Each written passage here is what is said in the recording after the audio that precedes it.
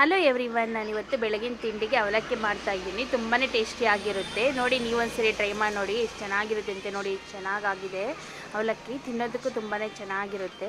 ಮೊದಲಿಗೆ ಬಾಣಲಿ ಇಟ್ಟು ಒಂದು 4 ಟೇಬಲ್ ಸ್ಪೂನ್ ಆಯಿಲ್ ಹಾಕ್ಕೊಳ್ಳಿ. ಆಯಿಲ್ ಹಾಕ್ಕೊಂಡು ಕಡಲೆ ಬೀಜನ ಚೆನ್ನಾಗಿ ಫ್ರೈ ಮಾಡಿ ಎತ್ತಿಟ್ಕೊಬಿಡಿ. ಕ್ರಿಸ್ಪಿಯಾಗಿರುತ್ತೆ, ಅದಕ್ಕೋಸ್ಕರ ಕಡಲೆ ಬೀಜ ಫ್ರೈ ಮಾಡಿ ಎತ್ತಿಟ್ಕೊಳ್ಳಿ. ನೋಡಿ, ಎತ್ತಿಟ್ಕೊತಾ ಇದ್ದೀನಿ. ಮತ್ತು ಕಾದಿರೋ ಬಾಣಲೆಗೆ 1 ಟೇಬಲ್ ಸ್ಪೂನ್ ಸಾಸಿವೆ, ಸ್ವಲ್ಪ ಜೀರಿಗೆ ಮತ್ತು ಕಡಲೆಬೇಳೆ ಹಾಕಿ ಇಷ್ಟು ಚೆನ್ನಾಗಿ ಫ್ರೈ ಮಾಡಿಕೊಂಡು ಒಂದು ದೊಡ್ಡ ಸೈಜು ಬಿಗ್ ಈರುಳ್ಳಿನ ಕಟ್ ಮಾಡಿಟ್ಕೊಳ್ಳಿ ಸಣ್ಣದಾಗಿ. ಒಂದು 7 ಮೆಣಸಿನ್ಕಾಯಿ, ಹಸಿರು ಮೆಣಸಿನ್ಕಾಯಿ, ಒಂದು 3 ಕೆಂಪು ಮೆಣಸಿನ್ಕಾಯಿ ಇಷ್ಟನ್ನು ತಗೊಳ್ಳಿ. ಕರ್ಬೇವಿನ ಸೊಪ್ಪು ಒಗ್ಗರಣೆಗೆ ತುಂಬಾ ಟೇಸ್ಟಿಯಾಗಿರುತ್ತೆ.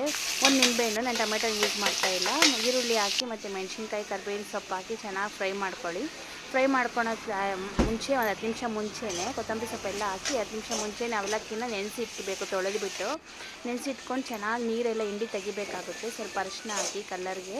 ತುಂಬಾ ಟೇಸ್ಟಿಯಾಗಿರುತ್ತೆ. ನನ್ನ ವಿಡಿಯೋ ನಿಮ್ಗೆ ಇಷ್ಟ ಆಗಿದ್ರೆ ಶೇರ್ ಮಾಡಿ, ಲೈಕ್ ಮಾಡಿ, ಸಬ್ಸ್ಕ್ರೈಬ್ ಮಾಡಿ. ನೋಡಿ, ಈ ಥರ ಚೆನ್ನಾಗಿರುತ್ತೆ. ಬೇಕಿದ್ದರೆ ನಿಮ್ಗೆ ಇಷ್ಟ ಇದ್ದರೆ ಕಾಯಿ ತುರಿನ ಹಾಕ್ಕೊಬೋದು. ನೋಡಿ, ಅವಲಕ್ಕಿನ ತೊಳೆದು ನೀರೆಲ್ಲ ಹಿಂಡು ತೆಗೆದು ಹಾಕ್ತಾಯಿದ್ದೀನಿ. ನೀರಿನ ಅಂಶ ಇರಬಾರ್ದು, ನೀಟಾಗಿ ನೀರೆಲ್ಲ ತೆಗಿಬೇಕು. ತೆಗೆದ್ಬಿಟ್ಟು ನೀಟಾಗಿ ಹಾಕಿ ಆಮೇಲೆ ನಿಂಬೆಹಣ್ಣು ಹಿಂಡಿ ನೋಡಿ ಇದ್ರ ಮೇಲೆ ಹಾಕ್ಕೋಬೇಕು. ಜಾರ್ರ ಮೇಲೆ ನಾವು ಹಾಕ್ಕೊಳೋದ್ರಿಂದ ನಿಂಬೆಹಣ್ಣಲ್ಲಿರೋ ಬೀಜ ಇದ್ದರೂ ಇದಾಗುತ್ತೆ. ಬೀಜನ ಸಪ್ರೇಟ್ ತಕ್ಕೊಂಡು ಆಮೇಲೆ ಹಾಕ್ಬೋದಾಗುತ್ತೆ. ನೀಟಾಗಿ ಒಂದು ಮಿಕ್ಸ್ ಕೊಟ್ಟರೆ ತುಂಬಾ ಟೇಸ್ಟಿಯಾಗಿರುತ್ತೆ ಅವಲಕ್ಕಿ. ತಿನ್ನೋದಕ್ಕೆ ಮಾತ್ರ ನೀವು ಒಂದ್ಸರಿ ಟ್ರೈ ಮಾಡಿ ನೋಡಿ. ನೋಡಿ, ಎಷ್ಟು ಚೆನ್ನಾಗಾಗಿದೆ ಅವಲಕ್ಕಿ. ತುಂಬಾ ಟೇಸ್ಟಿಯಾಗಿರುತ್ತೆ.